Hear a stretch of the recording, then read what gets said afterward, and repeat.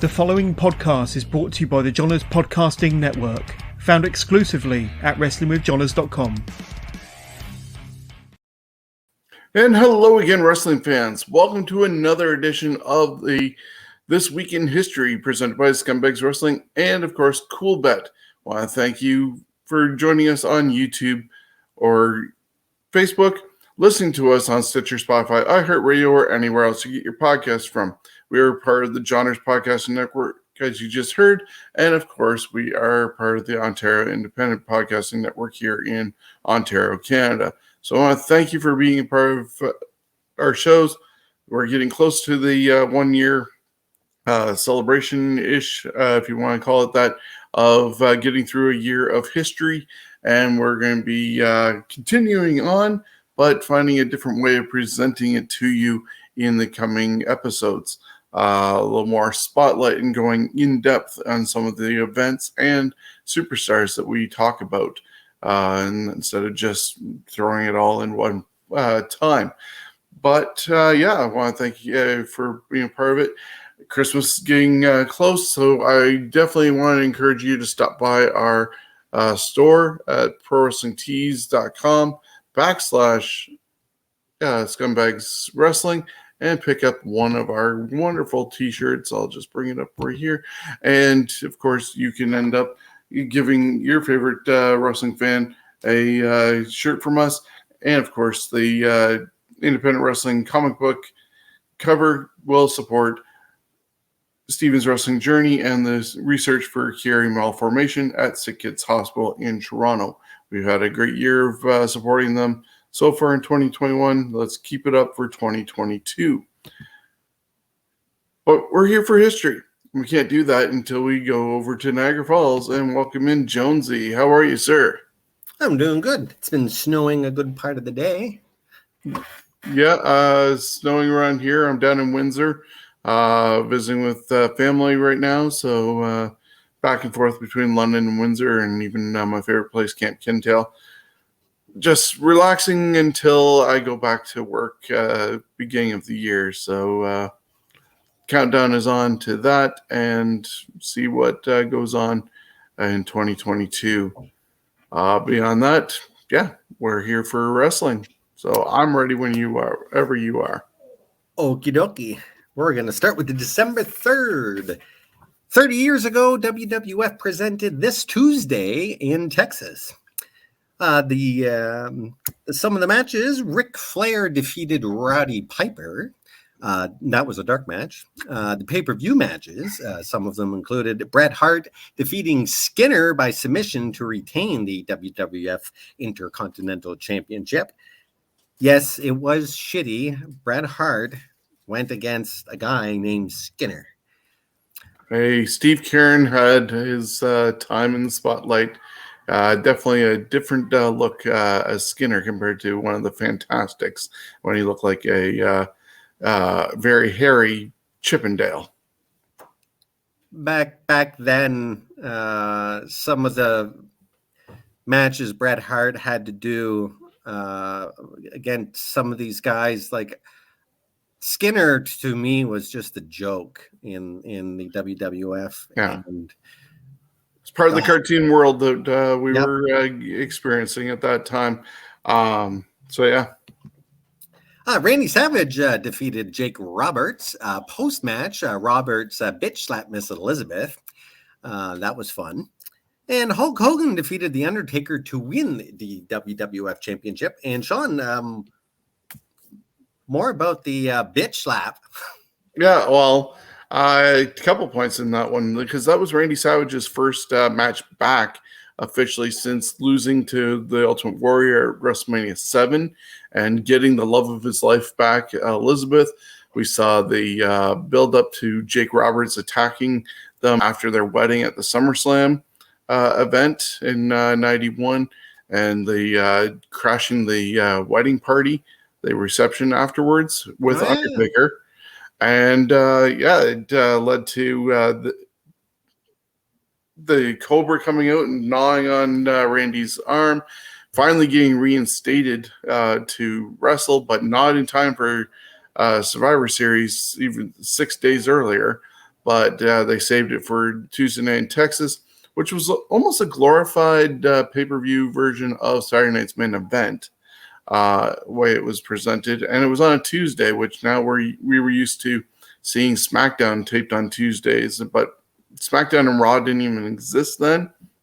And of course, this led to the eventual breakup of Jake Roberts and Undertaker, because by February, the next main event, Undertaker turned face and rescued Savage and Elizabeth from Jake taking them out with a chair, because that would have been Elizabeth. And speaking of Undertaker, even though he lost the title after only holding it for 6 days, he was, up until that point, the youngest person to win the WWF Championship at age 26. Eventually, Yokozuna won it younger, and so did then Brock Lesnar, Rock, and Orton. But up until that time, everybody was older than Undertaker being the champion. Decent pay-per-view. I think I'm going to probably go and watch it, because it's like a less than 2 hour quick watch. But some really good matches there. Yeah, those hour and a half to 2 hour pay-per-views, they were a little more affordable. Affordable, and they got down to the point of, hey, we're wrestling. That's it. Done. Yep. Here's your matches. And you didn't realize you were only that length of time. All right, we're going 16 years ago in Los Angeles, California. Joey Ryan pictured there, defeated Kevin Steen to win the Pro Wrestling Guerrilla Heavyweight Championship. And I think that's all we need to acknowledge Joey Ryan for. Yeah. Well, he's still in hot water there. That hasn't been cleared up. Yeah, he's still a dirtbag. Still a dirtbag. 15 years ago, WWE presented ECW December to Dismember from the James Brown Arena in Augusta, Georgia.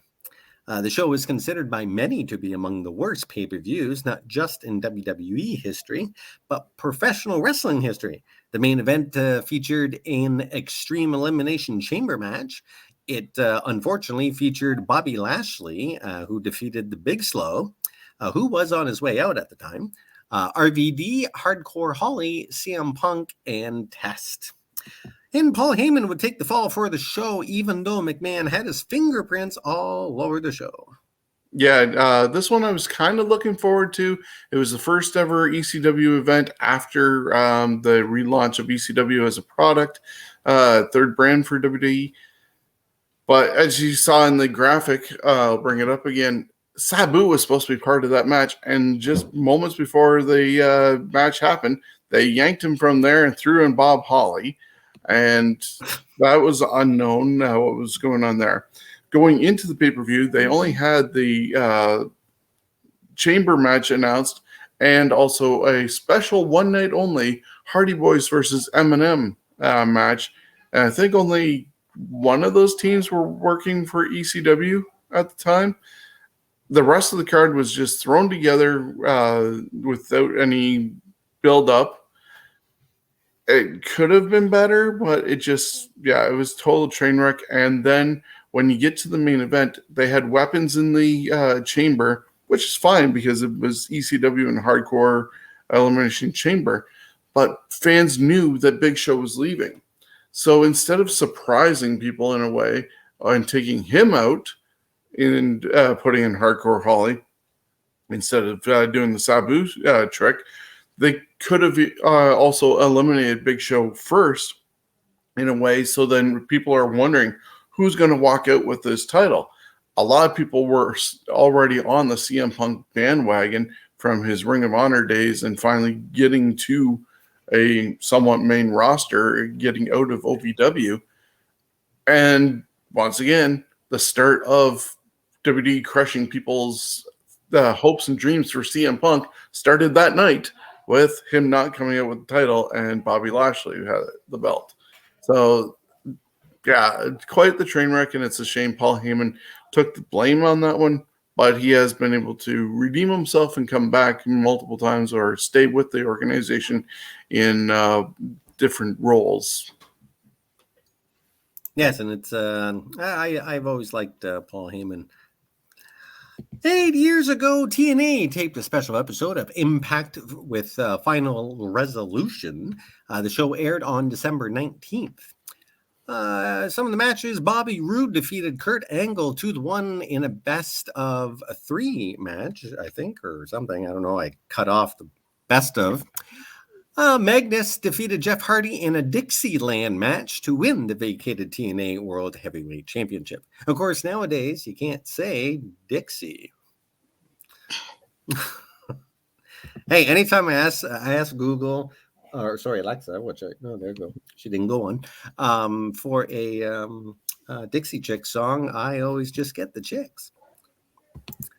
Okay, on to December 4th. 30 years ago, Hulk Hogan is stripped of the WWF Championship following a controversial finish to the end of his bout with The Undertaker the previous night at this Tuesday night in Texas by WWF President Jack Tunney. Tunney would announce that the winner of the forthcoming 30-man Royal Rumble match would be for the undisputed WWF Championship. Yeah, that was when Tunney was the figurehead, Canadian guy, still being honored in a position since they were the Canadian promoters for WWF at the time. The Tunney family were, but he was just a glorified puppet. I liked that role, though, before all these different heel-type general managers got involved. It gets overdone. We've seen it a bunch of times. Once or twice, not so bad, but when it's continuous, I like when they're behind the scenes. And up until recently, Sonya Deville and, well, mainly Adam Pearce were doing somewhat the Jack Tunney role of just putting in matches and adjudicating if something came up. Now they're getting put into heel manager roles, but what can you do? Oh, yeah, we knew it was big deal when Jack Tunney came on the screen. We got 28 years ago, Kevin Sullivan and Tasmaniac defeated Tommy Dreamer and Shane Douglas, who was subbing for Johnny Gunn, to win the ECW Tag Team Championship. Douglas turned heel on Dreamer and cost him the match and the tag titles. Bad Shane Douglas. Bad Shane Douglas. 23 years ago in Salem, Indiana, Ian Rotten defeated Corporal Robinson to win the IWA Mid-South Heavyweight Championship for a 4th time. During the match, Rotten hit Robinson in the head with a window pane that had fluorescent light tubes attached to it. The glass cut an artery above Robinson's temple, making him gush blood out of his head. They quickly went to the finish. Robinson would be rushed to a hospital and suffered a brain aneurysm due to a blood clot. But thankfully, in the end, he was okay. And we got to see light tubes. Yeah. In North America. Yeah. Don't see him enough here. 21 years ago on Raw is War, William Regal defeated Crash Holly by submission to win the WWF European Championship. And the end of the show saw Vince McMahon get a last ride, a rock bottom, and a Stone Cold Stunner back to back to back. And over on the sinking ship, Nitro saw WCW Commissioner Mike Saunders award the vacant WCW World Tag Team Championship to Perfect Event, which was Chuck Palumbo and Sean Stasiak. This was the 15th title change in 7 months. That's once every 16 days since WCW's reboot. And later that night at the Thunder taping, yes, that's right, that's back when they filmed Nitro and Thunder, and I think they filmed something else at that time too. I believe another show. I almost want to say Saturday night or something, because near the end, either WCW Saturday Night or Power Hour or something like that. Because their shows were over 5 hours long near the end because of how much TV they had to slap in there. Yeah. Anywho, Saunders, who was also the WCW Cruiserweight Champion, would lose the title to Chavo Guerrero on that Thunder taping. Clearly, the era of even more so the titles being just a prop. Yes. But not really a story driver. Yeah, that was terrible when they stripped the belts. Anyways, 12 years ago, Edward Smith Fatu Jr., a.k.a. Umaga, Died of a pair of heart attacks he suffered that day. He was just 36. Yep, the brother of Rikishi and uncle of the Usos. Mm-hmm. You'd think Rikishi would have had a heart attack years ago, but you know what? He does a lot of aerobic shaking with that big ass. And he did survive a drive-by shooting in San Francisco, so he's yes, he did. done well. I remember him when what was it? Time for a Change? Was that when him? he was spot 2 making a difference? Making a difference. I was going to say Time for a Change is Owen, but and his other son is now in NXT 2.0. Nice. NXT 2.0. What the hell is that? That's what they're calling NXT now, because they got rid of the black and gold, and it's all rainbow and sunshine and brighter lights and all rookies, basically, with only a few experienced guys. Triple H got kicked to the curb by his own father-in-law. Wow. Yeah, that's because it was too good. It was too popular. Yep. All right. 8 years ago, Calgary Mayor Nahid Nassi declared the Hart Mansion a heritage site, which is the equivalent of a landmark. Originally a home for orphans, Stu purchased the house in 1951 and kicked out all the orphans. No, just kidding. And it would become the headquarters of Stampede Wrestling, and the basement, nicknamed the Dungeon, would be the breeding ground and proving ground for hundreds of wrestlers. It's a happy 37th birthday for Brooke Nicole Adams, aka Miss Brooke Tessmacher. Yeah, she was part of the Extreme Expose when ECW relaunched and was with Kelly and Layla L. Yeah. Before going over to TNA. And punching my screen inappropriately. Yeah, so she had runs with TNA and WWE. Gonna move on now to December 5th. 24 years ago, Doug Furnace and Phil LaFawn defeated the full-blooded Italians to win the ECW World Tag Team Championship. Yeah, they were bouncing in between ECW and WWE during that time when Heyman and Vince had a working relationship. 17 years ago, TNA presented Turning Point. We had Team Canada, Bobby Roode and Eric Young, with Scott D'Amore defeat 3 Live Crew, which was BG James and Ron Gillings, to win the NWA World Tag Team Championship. DDP defeated Raven. AJ Styles, Jeff Hardy, and Randy Savage defeated the Kings of Wrestling. Jeff Jarrett, Kevin Nash, and Scott Hall. This was Savage's last match of his career. He would leave TNA shortly after due to not happy with creative. And America's Most Wanted, Chris Harris and James Storm defeated Triple X, Christopher Daniels, and Alex Skipper in a 6 sides of steel match. As a result of the loss, Triple X was forced to disband. Yeah, it's a shame that spelled the last match of Randy Savage's career. I think afterwards he did do that lovely rap album targeting Hulk Hogan to be a man. And if Hogan had stepped up for a charity fight, that would have been Savage's probably last one. Wow. Glad that didn't happen. 16 years ago, Eric Bischoff's tenure as Raw General Manager would come to an end. Vince McMahon would hold court in the middle of the ring and made Bischoff answer for his failures as longtime boss in a mock trial by Vince McMahon. Bischoff was ceremoniously dumped in the back of a garbage truck and driven off by the Honorable Mr. McMahon. As this photo says, it's a full length. That's a thumbnail for a video that's on YouTube, and it's all there from that episode. 30 minutes of the different clips and in-ring segment, leading to Eric being dumped in the back of a garbage truck at the hands of Vince McMahon. Some people have questioned that whole thing, if we liked it or not.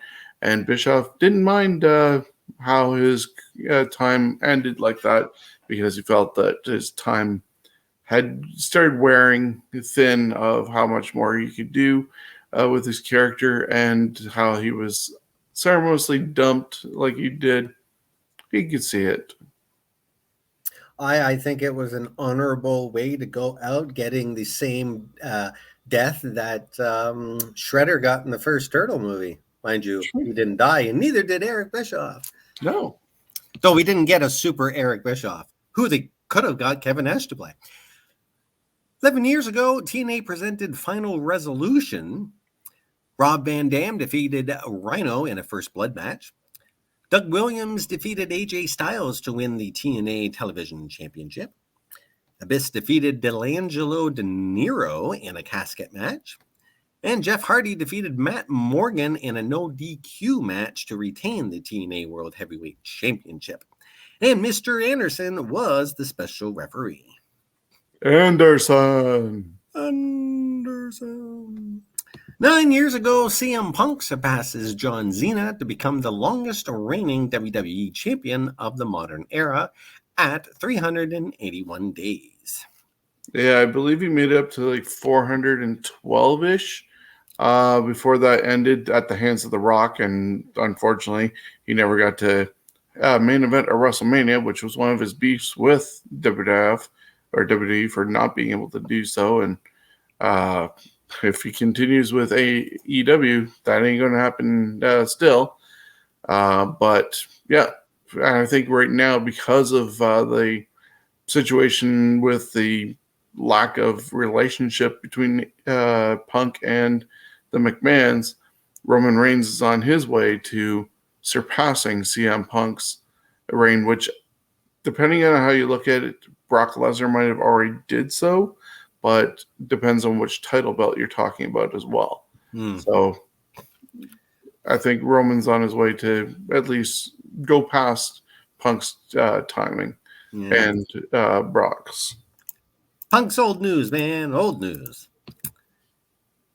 December 6th, 32 years ago in Toronto, Ontario, Canada, Candy Devine defeated Judy Martin to win the AWA Women's Championship for a fifth time. Isn't that hilarious, that picture? Yeah. Look at that hair.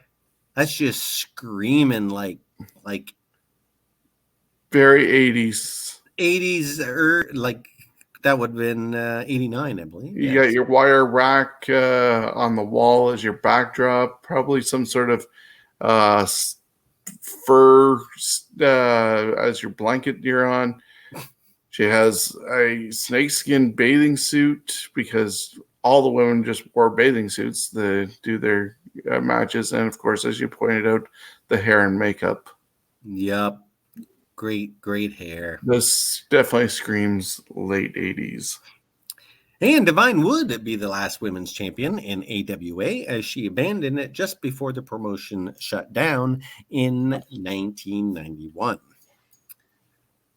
23 years ago, Chris Candido and Lance Storm defeated Doug Furnace and Phil LaFawn and Axel Rotten and Balls Mahoney in a three-way dance to win the ECW World Tag Team Championship. The win comes just a day after the Can-Am Express, Furnace and LaFawn won the tag titles.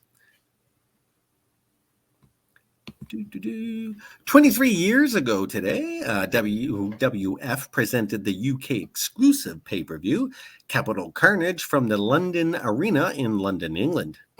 Good old JR would suffer a Ball's palsy attack while commentating the show, coming just hours after his mother died of a heart attack. So a bad night for good old JR. Some of the matches featured was the New Age Outlaws defeated D'Lo Brown and Mark Henry to retain the WWF Tag Team Championship. The Rock defeated X-Pac by DQ to retain the WWF Championship. And Stone Cold Steve Austin defeated Kane, Mankind, and The Undertaker in a fatal four-way match. And Jared Briscoe was the special referee. Yeah, I'm not sure if this is actually available on the network or not. Since it was a UK exclusive, you have to probably do a deep dive into the archives over on Peacock or WWE Network. Just also a moment since we were talking about JR having Bell's palsy and losing his mother that same day. Just want to give a shout out and thoughts to Jim Ross and his friends and family at this time, because as of this recording, he's about, or by the time this airs, should I say, he's about halfway through his radiation for his current cancer situation that he's going through with the lump that they found down on his leg. And so we'll keep him in our thoughts and see him back in the booth at AEW soon. Yes, that I didn't even know that was going on with him. 22 years ago on Nitro, Jushin Thunder Liger defeated Psychosis, substituting for the injured Juventud Guerrera to win the IWGP Junior Heavyweight Championship. At the time, New Japan Pro Wrestling was so embarrassed about the previous week's title change, being Guerrera hit Liger with a tequila bottle to win the title. It was not reported on Japanese media and not recognized for years. New Japan would recognize the two title changes in 2007. Liger's win would count as his 11th title reign and was the last time the title changed on American soil. Well, I don't blame Japan for not liking WCW booking. It was 1999. Oh, yeah, they were sucking. 19 years ago, World Wrestling All-Stars presented their Retribution in Glasgow, Scotland. Some of the matches: Tito defeated Puppet the Psycho Dwarf, and Majaya was the special referee. Mike Saunders defeated Joe E. Legend. And I'm wondering, is that the same Joe E. Legend that used to wrestle in London? It is Canada's own Joe E. Legend. Oh, there you go. I used to heckle him good. Jeff Jarrett defeated Nathan Jones to retain the NWA World Heavyweight Championship. And Lex Luger would defeat Sting to win the vacated WWA World Heavyweight Championship. Scott Steiner, the former champ, vacated the title when he signed with WWE. 18 years ago, Michael Jerome Tuite, or I think that's how you say it, Tuite to everyone listening, a.k.a. The Wall, or Sergeant Ewall, or Malice, whatever you want to go with. He would die of a heart attack in Tokyo, Japan. He broke into the wrestling business, training at Iron Mike Sharp's wrestling school, and was a protege of Bam Bam Bigelow. He would continue training at the WCW power plant in Atlanta and would be on and off again in WCW. He even feuded with Hulk Hogan for a brief moment. After WCW shut down, he would be renamed Malice and wrestle for TNA and New Japan. He would be found unconscious in his hotel room after a match with New Japan. And again, he died of heart attack. He was only 36. It's sad how many guys are found, unfortunately, in their hotel rooms after basically heart attacks and stuff like that. Obviously, The Wall, Eddie Guerrero, Brian Pillman, those names are definitely coming to mind. It's a shame. Yes, it is. 17 years ago on Raw from Charlotte, North Carolina, Lita defeated Trish Stratus to win the WWE Women's Championship. The next time a women's match closed Raw wouldn't be again until 12 years later, when Sasha Banks defeated Charlotte for the new version of the WWE Women's Championship. Yeah, these two were pretty much the equivalent to, say, Austin Rock, Steamboat Flair, Sting Flair for the women, especially around that time. They're best friends. They are now basically, I think they have a business together called Besties and stuff like that. The one thing that's not shown here, and the unfortunate part of the great part that they were able to main event, but when Lita dove out of the ring like this, that's where she ended up landing really awkward and breaking her neck, but continued to do the match and finish it off. But yeah, they definitely went all out for that. So then I'm guessing she had to give up the belt. Yeah, she didn't hold it too long after that. I think they tried to milk it a slight bit to see if she would be able to just take some time off and then continue defending. But I think, yeah, they had to relieve her of her championship duties. But a really great match between these two. Mm-hmm. 11 years ago on Raw from Louisville, Kentucky, Santino Marella and Vladimir Kozlov defeated the Usos, Mark Henry, and Yoshitatsu, and the Nexus, Heath Slater and Justin Gabriel, in a four-team match to win the WWE Tag Team Championship. This day would also mark the 1-year anniversary of Kozlov becoming an American. Congratulations. Yay. But if you see what he looks like today, would not recognize him. I think we've had his picture up here before for his birthday. And yeah, totally jacked and really tanned. And I believe he has facial hair, but clean shaven up on his dome. But totally unrecognizable. Really? Long facial hair and bald head? No, that's ridiculous. 7 years ago, UFC announces that they have signed Phil Brooks, a.k.a. CM Punk, to a multi-fight deal. Punk would declare his wrestling days were over. Nope. No, he was wrong. Today would have been the 87th birthday for Nicholas Warren Francis Bockwinkel, a.k.a. Nick Bockwinkel. He would start his wrestling career at 16 after a knee injury forced the University of Oklahoma to withdraw his football scholarship. He'd be trained by Lou Thez and Nick's father, Warren, who was a star on the Midwestern wrestling circuit in the 1940s. Among all his accolades, he was inducted into the WWE Hall of Fame in March of 2007.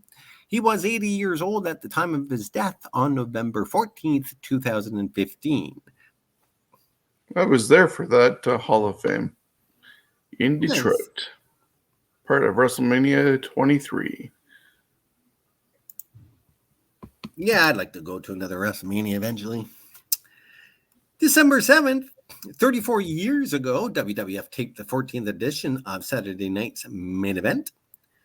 Some of the matches, Strikeforce, Tito Santana and Rick Martel defeated the Bolsheviks, Nikolai Volkov and Boris Zukov.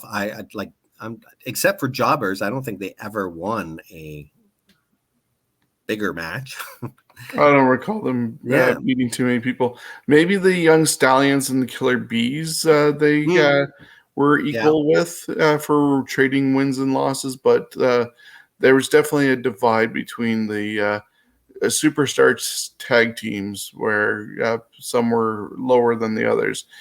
You'd have your Rougeaus, Killer Bees, Young Stallions, Powers of Pain even. They got a little bit of a sniff in the main event side of things, but then pushed down.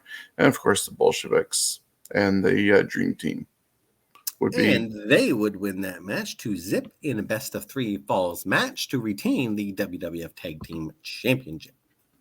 So at least they got some, TV title shots and TV time, of course. Jake Roberts defeated Sika. Hulk Hogan defeated King Kong Bundy to retain the WWF Championship. And Greg Valentine defeated Coco Beware. And Jake Roberts defeating Sika, that must have been when Sika was near the end. Oh, yeah. They were winding down their time. Yeah. Roman Reigns' daddy. Oh, yeah. They always forget that stuff. I know they're all related, but it's like who is who? Yeah. 33 years ago, WCW presented Clash of the Champions 4 Seasons Beatings. This was the first major event to be presented under the WCW banner. The Fantastics, which Sean was talking about, Bobby Fulton and Tommy Rogers, defeated Eddie Gilbert and Ron Simmons to win the vacated NWA United States Tag Team Championship.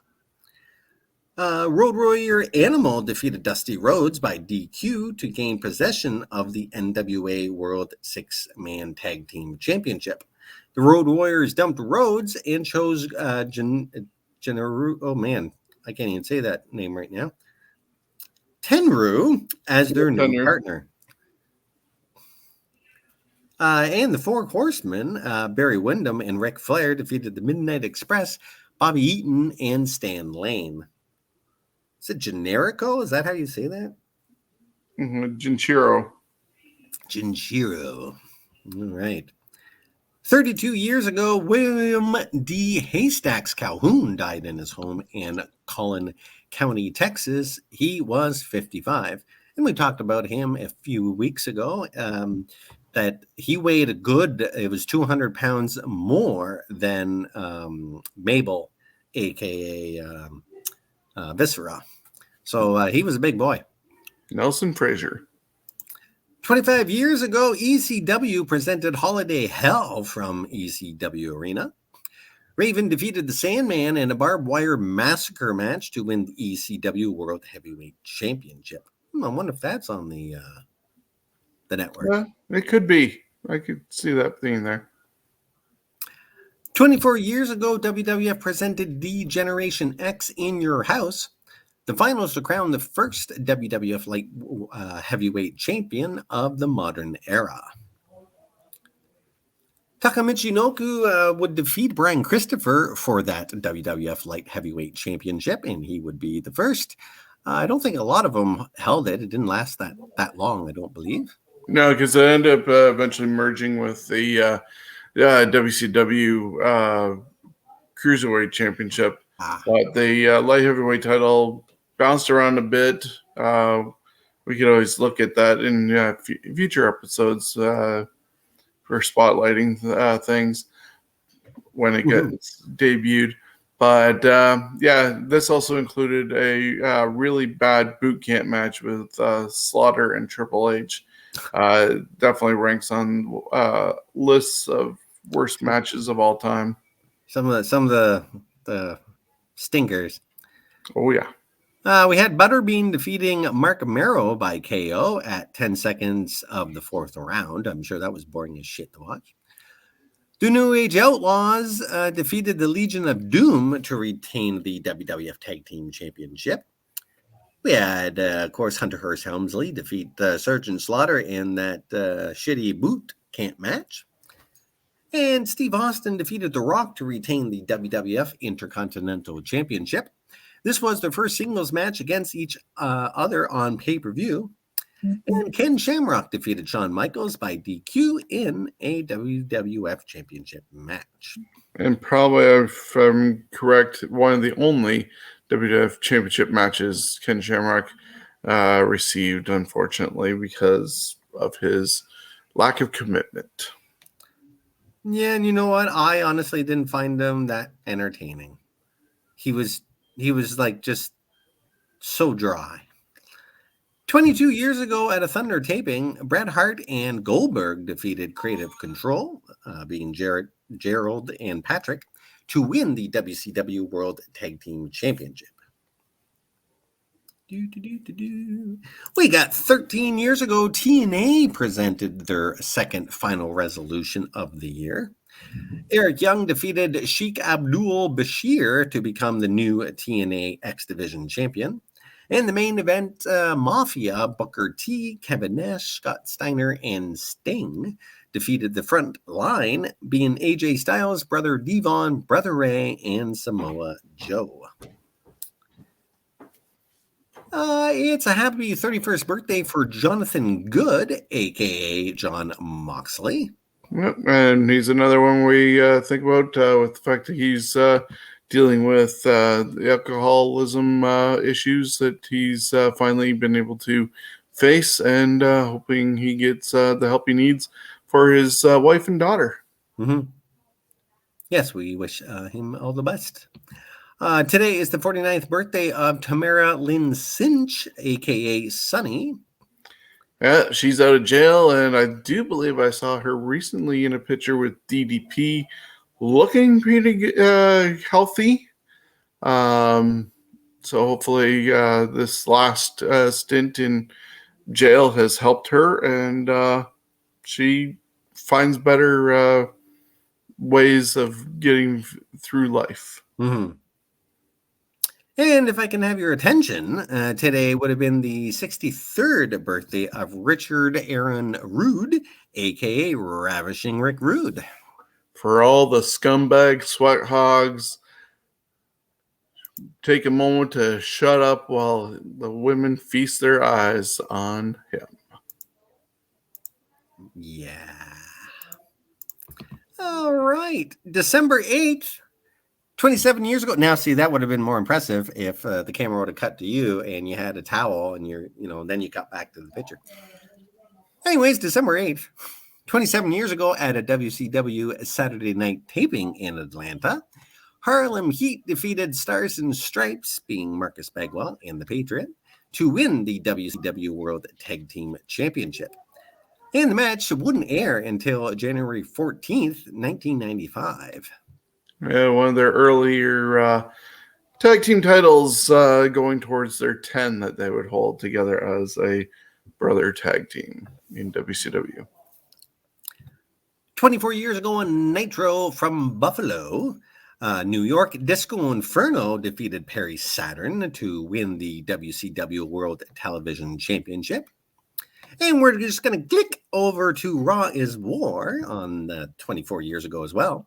The Rock would become the WWF Intercontinental Champion after Stone Cold forfeits the belt to him, as he felt he had nothing to prove by beating him again that night.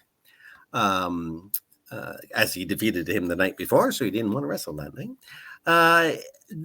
He would then stun The Rock, repossess the IC belt back, and only to throw it in the river in New Hampshire the next night. That episode of Raw was also the night that DX took over the ring and did their strip poker game.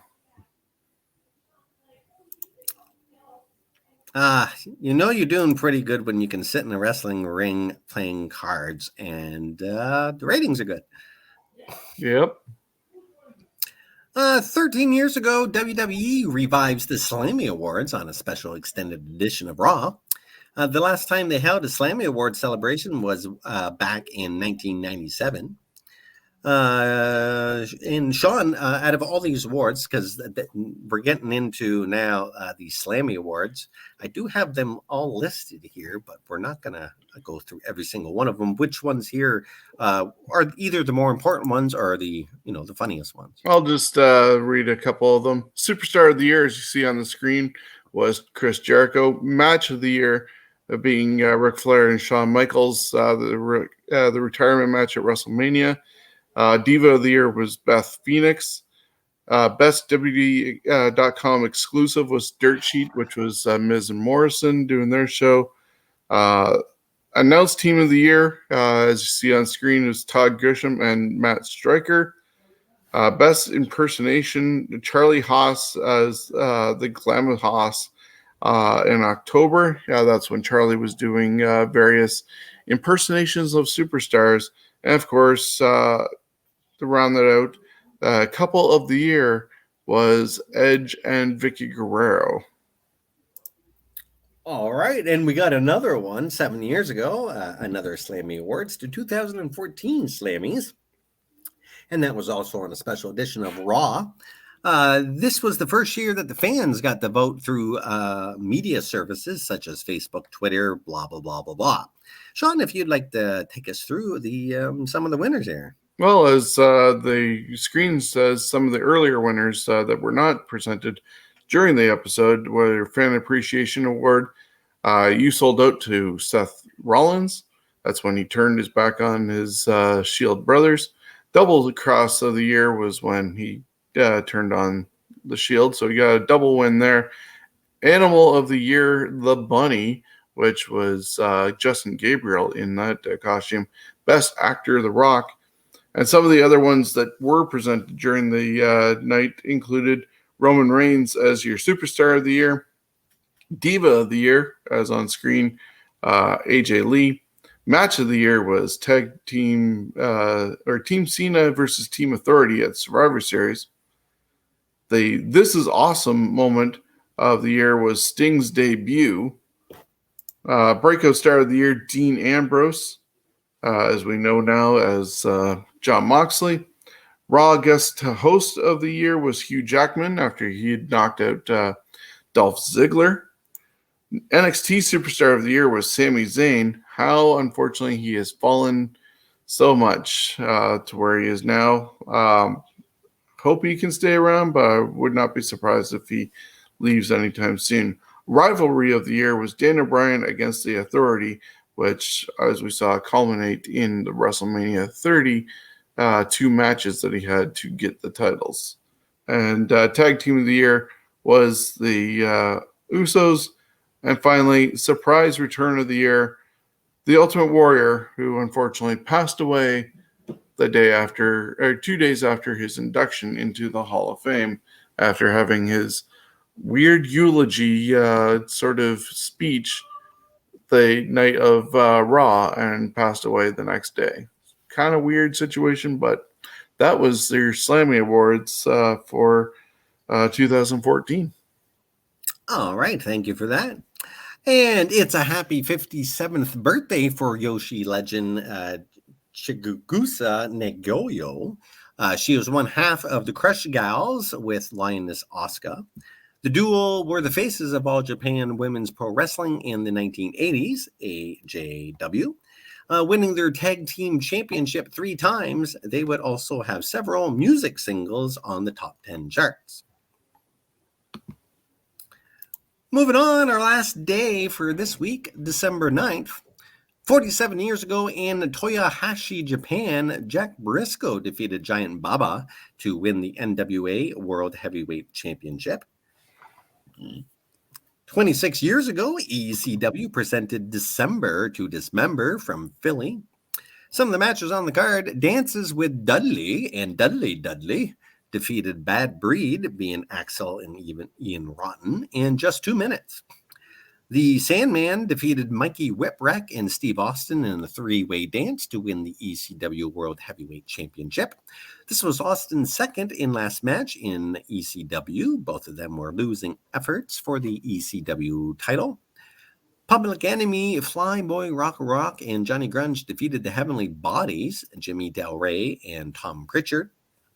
Public Enemy, the Pitbulls, Tommy Dreamer, they defeated the Heavenly Bodies, the Eliminators, Raven, and Stevie Richards in an Ultimate Jeopardy steel cage match. As a result of being pinned in pre-match stipulations, Stevie Richards received 5 minutes in the cage alone with the entire winning team. Poor Stevie.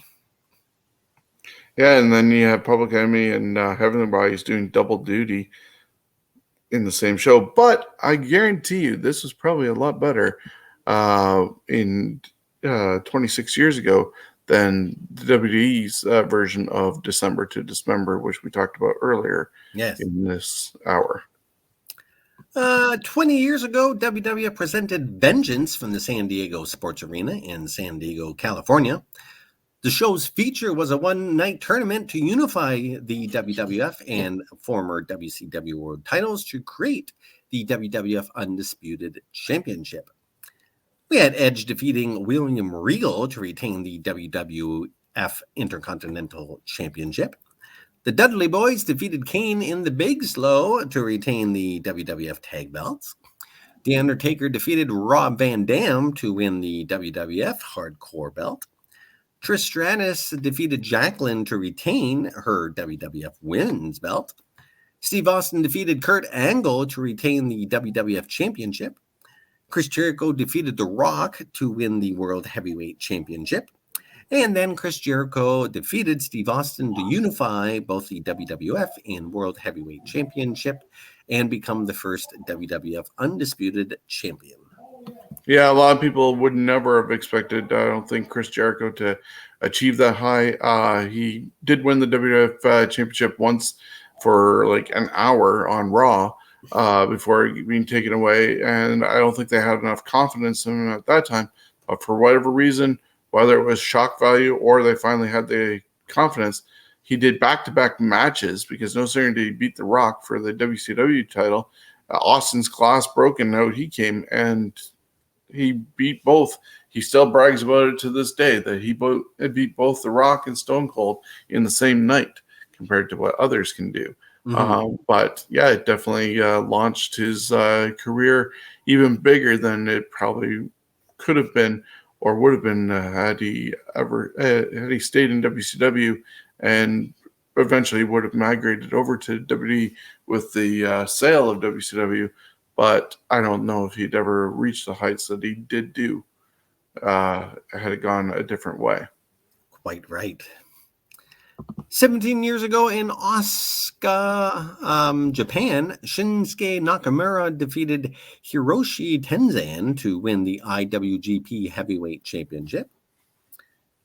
11 years ago at an Impact taping at Universal Orlando, Angelina Love and Winter defeated Madison Rain and Tara in a tournament final to win the TNA Knockouts Tag Team Championship.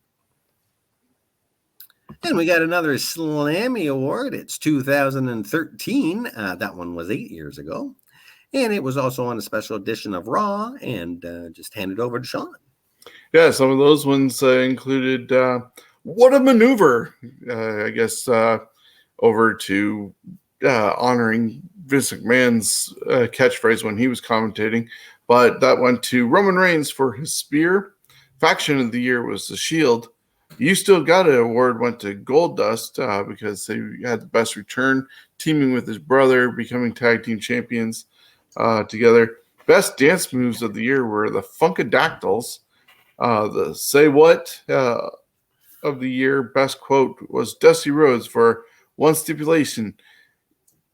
I'm in my boy's corner, and I'll kick your huckleberry all night long. Sorry, I didn't do best in Dusty's voice, but a couple of the year was Dan O'Brien and Brie Bella. Tag team of the year, Cody and Dustin. Feet of strength of the year, Mark Henry pulled 2 trucks with his bare hands. Diva of the year were the Bella twins, so it was a tie apparently. Superstar of the year was Daniel Bryan. Fan participation of the year was the Yes Chant. And insult of the year, Stephanie McMahon insults Big Show. Extreme moment of the year, CM Punk's vengeance on Paul Heyman at Hell in a Cell. And the match of the year was John Cena versus The Rock at WrestleMania 29. Now, they also, at that time, still had 2 separate belts. And that night, I'll bring up the other picture, they had legends in the ring, all dressed in tuxedos except for Triple H. Big Slow didn't really dress up either. But there was a lot more legends and former world champions all gathered in the ring. They hung both belts up above the ring as John Cena and Randy Orton battled to become the, I guess at that time again, undisputed champion. And I believe then they ended up eventually doing away with the big gold belt. And that happened for a little while, and then they brought in the Universal Championship. So as much as they want to merge those titles together, they keep on splitting them off. Yep. Now that hanger they have there, why WWE doesn't sell that thing right there, but as a tie rack. Oh, people would love it. That'd be nice. And they use that, I think, a little more often for the tag team title matches and stuff like that, instead of having just a regular carabiner and a chain. No, you gotta when you got the money, you can make things look so much nicer. Yep. And it's a happy 53rd birthday for Olympic gold medalist, winner, and former WWE champion and Hall of Famer Kurt Steven Angle. It's true. It's true. It's damn true. Yep. And of course, he is a former TNA champion many times over as well. Yeah, and has his own podcast with Conrad Thompson. Who doesn't have a podcast with Conrad Thompson? Surprisingly enough, his own father-in-law. Wow. Ric Flair is back doing a podcast, and not with Conrad, which Conrad started his podcasting with Rick years ago. All right, and that's it for this week in wrestling history. Of course, it's compiled from the vast land of Google, Wikipedia, CageSideSeats.com, and most importantly, from fans and journalists that had front row seats to history. And as always, a big, huge thank you to our sponsor, Coolbet. Coolbet.com and sportsbook betting and casino games. Stay cool and bet responsibly. Check them out. And, of course, thanks to all of our Joners listeners. Yeah, we appreciate everybody joining us, whether it's on Stitcher, Spotify, iHeartRadio, watching us on YouTube or on Facebook. We're always available. Reach out to us. Everything's down at the bottom of how to get in touch with us. scumbagswrestling@gmail.com. Scumbags Wrestling on Facebook. Twitter is at Scumbags Canada. Yeah, Instagram at Scumbags Wrestling. Our website, scumbagswrestling.ca. There's so many ways of getting in touch with us. Let us know what you want to see. Be involved. We're interactive all the time. And get out and also support independent wrestling. We like to do that a lot as well. And hope to see you at various shows throughout Ontario. So, I wish you guys all a great day on this Thursday. And we'll see you next week for another edition of This Week in History.